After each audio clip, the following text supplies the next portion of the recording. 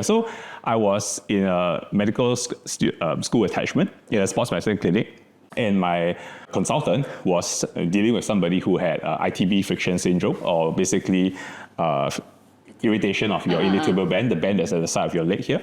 And so he was like, oh, you should buy a foam roller and you should do a foam roll. Then I was like, hey, I can tell patients to foam roll too. This looks like the specialty for me.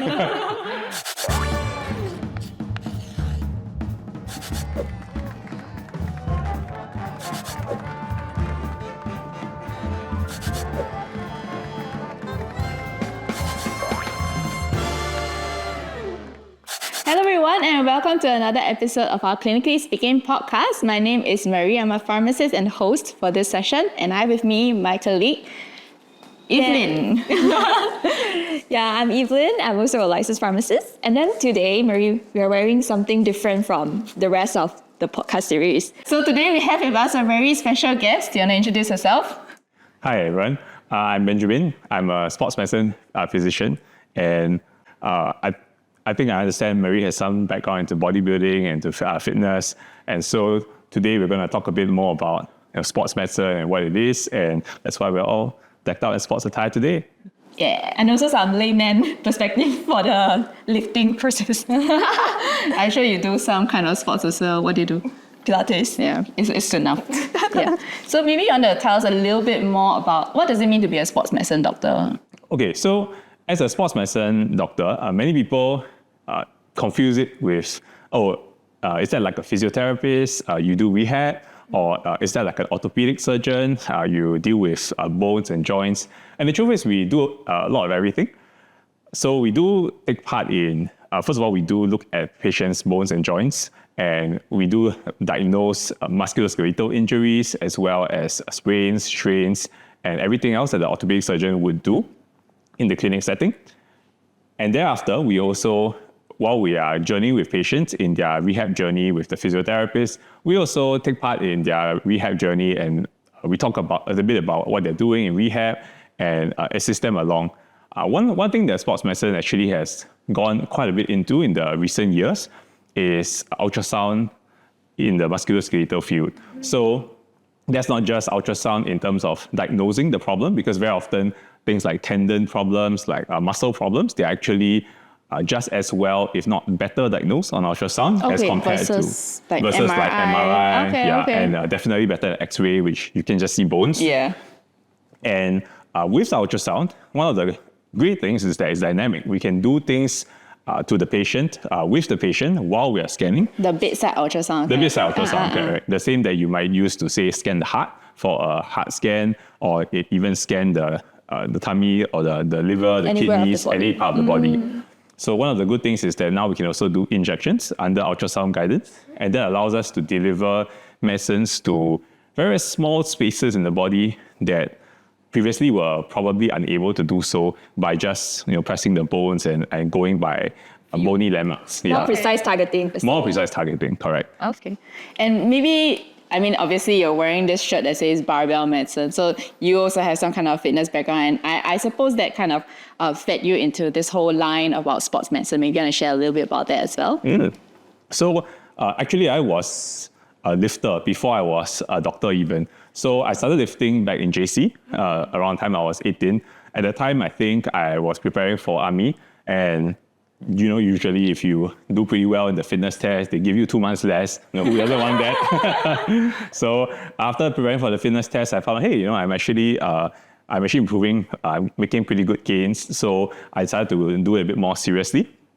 And of course, with most young guys of the age, you find out, hey, you're so strong. You become a bit buff. Then like other guys say, hey, bro, you teach me your secret, bro. The protest is all about. Yeah, so that was quite a nice thing, like, especially at that age where you're kind of searching for meaning. So I started doing it a bit more seriously, and then that was powerlifting specifically, or like bodybuilding? So actually I started off with bodybuilding, but as with most guys, yes. But I think that after a while I realized that unlike other people, I kind of really love to lift heavy. I want to test my 1 rep max, and so I was doing that for a while, and then I actually started with Strongman first. So I ran into a couple of the guys in the local strongman scene. I went to, that time there was this huge competition called the Home Team NS, Singapore Strongman Challenge. Okay. That was organized by Home Team NS, and I think that time the cash prize could be up to, someone even won a car one time. Oh yeah, my like God. a small car. A small car. Yeah, so it covered. was... COE. No, COE didn't cover it. I think they just sold it. But so they could win up to pretty attractive cash prizes. So there was a big strongman scene at that time. I think usually 50 or 60 guys would compete to That's a lot, try to 60. to try to kind of make it to the top 10 and hopefully get that the car. That's right. Like, how difficult is the competition itself for the strongman? So usually they would tell us like what we have to do. So usually most people know strongman as the one where you pull the truck. So we have to pull the truck. I think it was a 4-ton Red Rhino truck, the small SCDF fire truck that you guys see around the driving around. And then we also have to flip like a giant tire. I think that time it was 250 kilograms for Flip the tire. Flip the tire, yeah, about. I think several times, and then we'd have to carry... To throw the ball, and then I carry some round ball, and then do the log press. Correct. Yeah, it's a whole bunch of things. Then there was, I think, farmer's walk, which is basically like carrying your groceries, except that your groceries are 100 kg in each hand. Yeah. So at that time, I did that towards the end of medical school. I think it was 2012, 2013. I actually did pretty okay. I placed 6th in 2012 and 6th in 2011 and second in 2012, and that was how I kind of got hooked by strongman. Yeah. This whole fitness background kind of feed you into deciding to do sports medicine, or do you just do sports medicine because of other reasons? Yeah, definitely. So as you can imagine, when we are trying to push the body to its limit to really handle weights that are at the limit of most people's tolerance, then very often the body pushes back, and I experienced a lot of injuries and a lot of aches and pains along the way. So I always go to my friendly therapist who will be like, hey, you got to stop doing this to yourself, as he's like massaging whichever areas in pain. And so it really made me interested into how does the body really work, and how do we really keep ourselves injury free and keep ourselves going in spite of various aches and pains that always crop up. A funny story was during medical school, I was very into foam rolling. Yeah, you guys probably remember. Yeah, so I mean, it's still around today, but at that time there was this craze of foam rolling has all these benefits. Back in I think 2011, 2012. I think I don't know how to foam roll. Or does it really not do anything? It's quite similar to a massage, really. It's not that different, but at the time everyone was like, wow, foam rolling does all these amazing things. It releases toxins, it relaxes your fascia. So I was in a medical school attachment in a sports medicine clinic, and my consultant was dealing with somebody who had ITB friction syndrome, or basically irritation of your iliotibial band, the band that's at the side of your leg here. And so he was like, you should buy a foam roller and you should foam roll. Then I was like, hey, I can tell patients to foam roll too. This looks like the specialty for me. So that's part of the reason why I went to sports medicine. Of course, the next question is why not orthopedics, right? Because we deal with the same things. So, and the answer to that was my brother is actually a spine surgeon, and every family gathering he will come to the gathering. Tell you not to do. No, actually he's very passionate about his job. But every family gathering, he'll come by, he will bring his kids along, we'll start playing with his kids, and once he's satisfied that they're settled, he'll concuss in the corner on the sofa. It's like too tiring. Yeah, he's too tired from doing overnight surgeries, and I think that's unfortunately the reality of any surgical discipline. To get good, you have to do more surgeries, and that typically means more time at work, time spent overnight, where you really get a hands-on experience, and less people are less supervision, and you are the main guy doing the surgery instead of holding the retractors. You realize it is not something you want. It's too tough. Yeah. And then I think the other thing was I still wanted to pursue my own competitive sports at that time. So I figured that that's not something that I wanted to pursue. I had already done my house officer year, and I realized when you go on call, you can't train on that day. You can't because you are doing the 30-hour shift. You can't train the day before because then you'll be very tired on the call and you might be prone to making some mistakes. You can't train after because you're so tired. It's very dangerous as well. So every time you go on call, you lose half your week of training. So I realized that, okay, I can't keep doing this indefinitely if I want to continue to be competitive. So I decided to do a specialty that is a bit more outpatient, there's less overnight demands, and that is a bit more compatible with continuing my own sports while also dealing with the musculoskeletal system, which I was very interested in. Kind of like finding a balance between your fitness journey and but actually it's quite interesting because I would have thought that, I mean, maybe not all hospitals have this like subsection for sports medicine. Yeah. So the biggest sports medicine department I think most people are familiar with is Changi, because the previous head of their department, Dr. Bentan, is basically very, very passionate and actually very well known within the sporting scene. So they have the biggest department, but actually many places have. So Khoo Teck Puat, NUH, Tan Tock Seng, they all have sports medicine departments, but usually they're all quite small departments, that maybe about 2 or 3 doctors, and so perhaps not so well known in that case. For the referral process, is it like only for athletes or like normal people who do their sports and then they got injured also will be sent to your department? So actually, I like to joke that typically it's not the most fit people who get injured, but the people who think they're fit. The weekend warriors. Yeah, so correct. The people who, I play soccer once in 2 weeks, and then when I play, I go 100%, and then the next day I'm like in pain.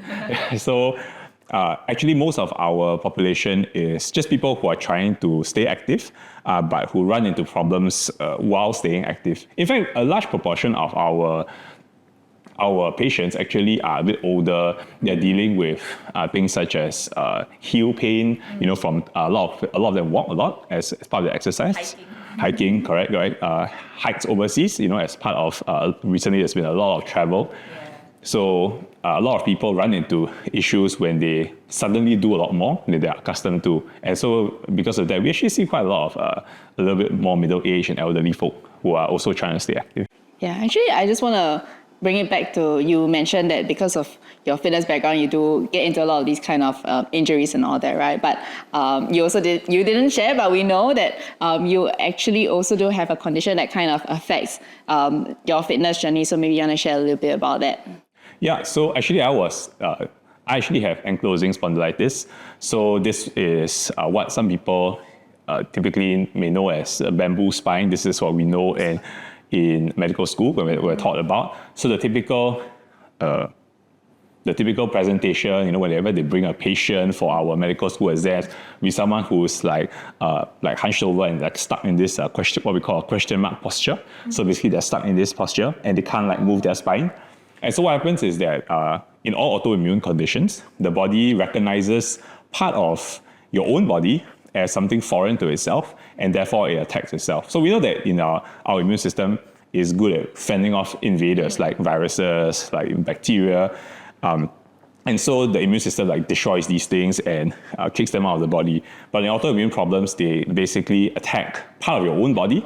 And as a result, that causes pain and inflammation and swelling, typically in the joints. So ankylosing spondylitis is that but for your spine?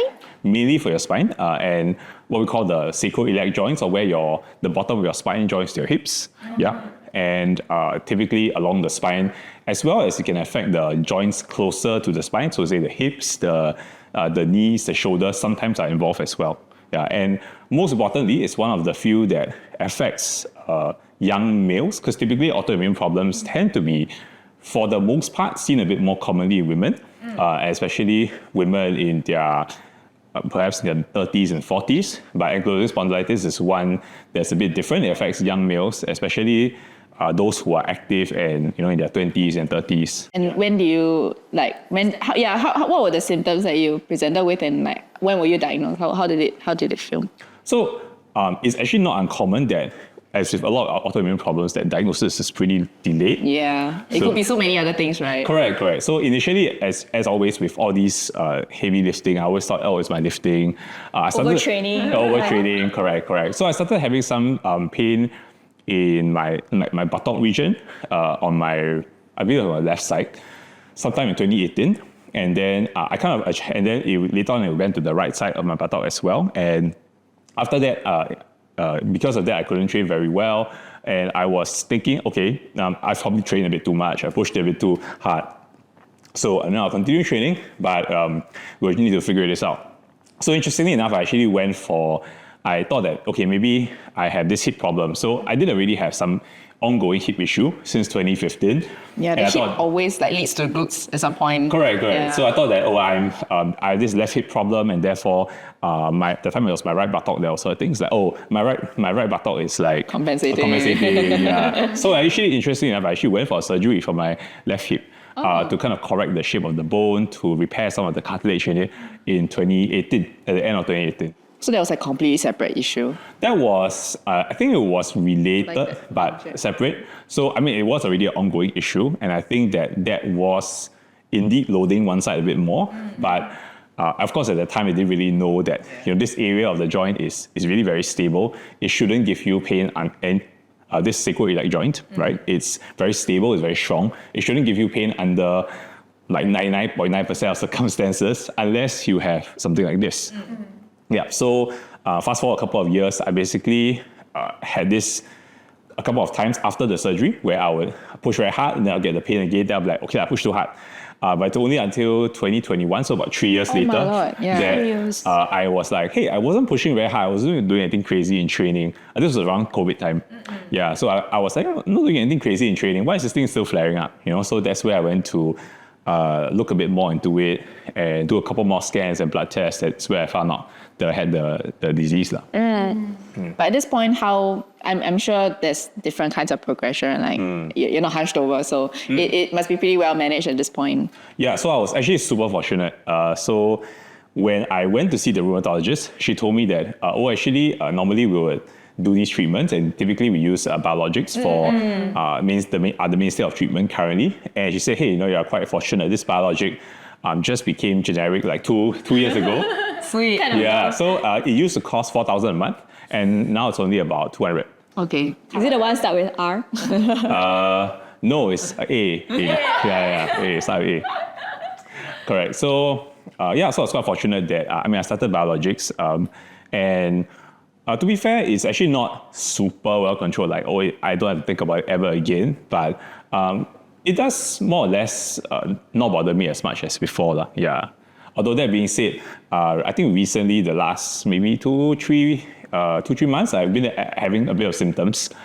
So I think that this is something that's unfortunately the truth of a lot of autoimmune problems, that it kind of comes and goes. And when it comes, you have to recognize it early and kind of take the necessary measures, especially with training, with performance, to adjust things and make sure that you're not making things worse. Yeah, I think this really kind of shapes the way you treat your patients, especially because sometimes if you have, let's say, if you have a sports injury and you go to a doctor who doesn't do any sports, then they may not really understand. But as you said, right, like if you were to see a patient who had an injury, you're like, I got this injury before, I know what to do, or at least I know how to advise, or I can empathize with the patient. And even especially with the additional perspective with ankylosing spondylitis, I think it really helps to kind of shape the way you talk to the patient. Do you see that as do you find that it helps to shape the way you talk to them? Better rapport with patients. Yeah, definitely. So I think in my own case, I've actually experienced a lot of symptoms that patients would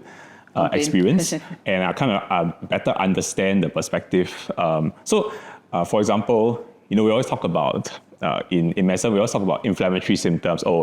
Is there swelling in the joint? Is there night pain? Is there rest pain? And most of the times doctors will just, kind of ask this and picking up a checklist.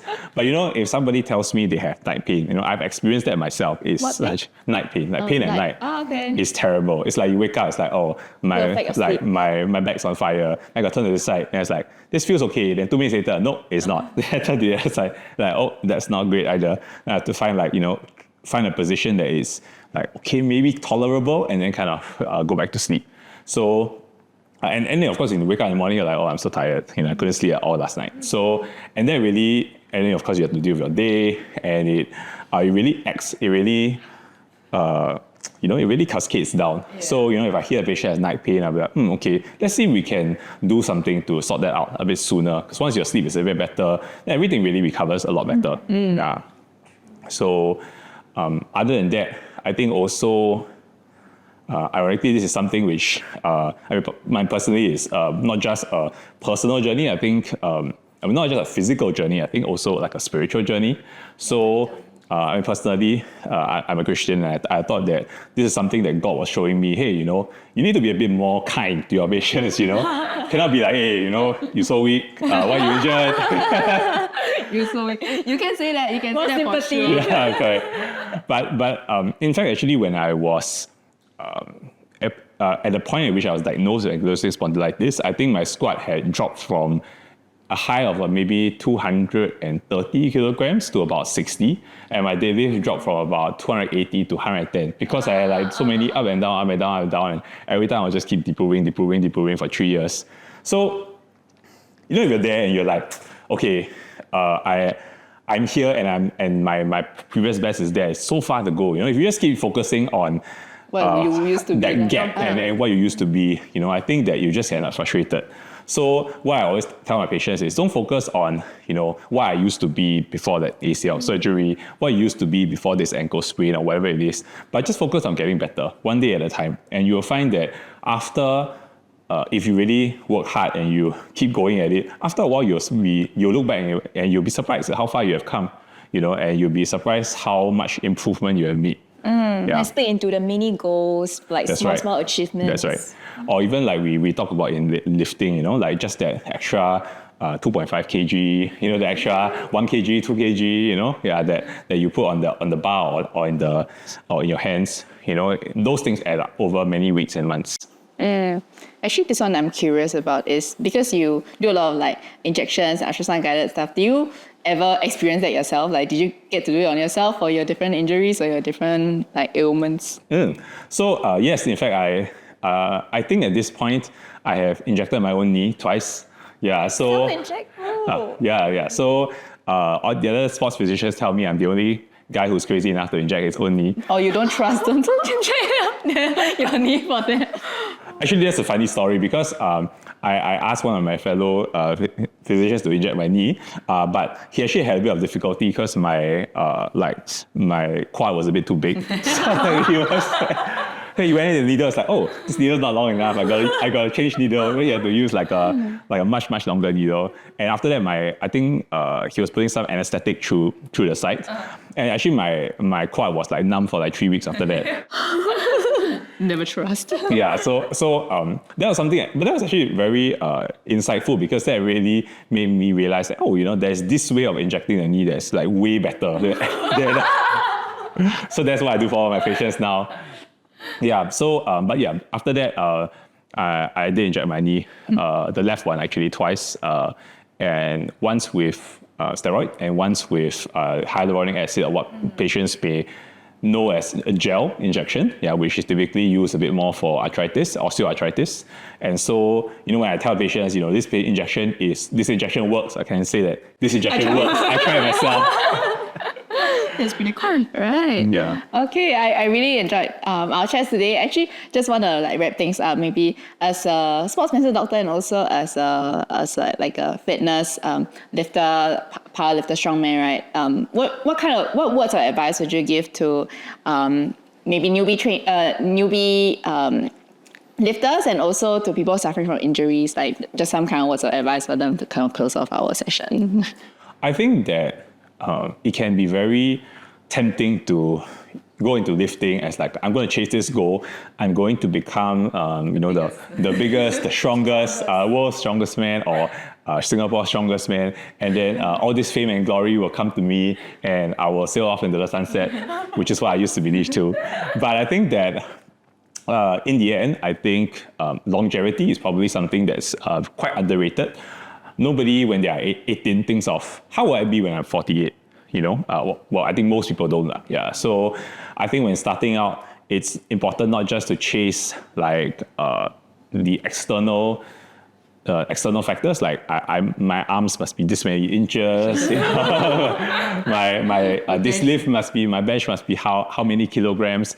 But rather to focus on setting good habits. Knowing when to push, knowing when to back off, and that goes the same when you're injured, knowing when to push a little bit, when to back off, and just being consistent over many sessions. I would say that over the course of the last maybe 3 years or so, I think I probably only missed like 2 or 3 sessions in the gym. The self-discipline is because real. of that's maybe because I went for a holiday. But I think that very often there's that mentality is, if I'm injured, then I can't do anything. Then I'm just going to rest at home. But the truth is, probably one joint is injured, but you have at least another 10 joints you can do something with.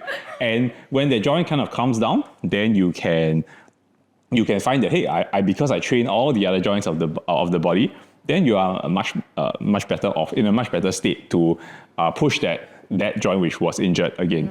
Yeah, and in fact, there's even a phenomenon known as crosstalk where you are injured in one leg. So typically, let's say post-surgery, you're injured in one leg, you can't do anything on that side. Even training the other side actually helps the body keep the strength on the injured side. Yeah. Crosstalk. So I think being consistent, looking at the long game, and most importantly, both thinking both for performance and for health at the same time.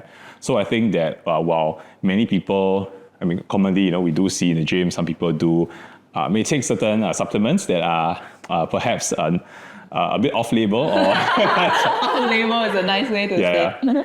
or perhaps are not so clinically indicated. But I think that looking in terms of you're getting the fitness to be healthy, right? I think that's the ultimate goal, and it doesn't matter. It's not really so helpful if you are trying to chase all these performance goals. But at the end of it, in your 50s, you're not healthy. Correct. Like sustainability. Correct. Sustainability. So in fact, actually, the amount of exercise you need to do for health is very much less compared to what you need to do for performance. So I think that just keeping the long goal, avoiding avoiding pushing too hard too soon, and go and see your sports medicine doctor if you have any issues. That's right. If you are, and if you're not happy with what your doctor told you, you can kind of find me. No. Okay. So thank you so much, Dr. Benjamin, for his very insightful sharing today, and then also about his personal journey. Yeah, I think sharing about the ankylosing spondylitis is not easy living with a chronic condition, especially, it's easy to say it, but then actually when you're living through it, it's a whole nother thing. And I think we spoke very briefly about it, but it's a chronic condition that you have to deal with every day. You have to take medication and then keeping our training as well on top of everything, as well as being a doctor it's hard. And yeah, thanks so much for sharing all these. Thank you. All right, so thanks, Dr. Benjamin, for today, and look forward to the next episode of Clinically Speaking Podcast. Bye.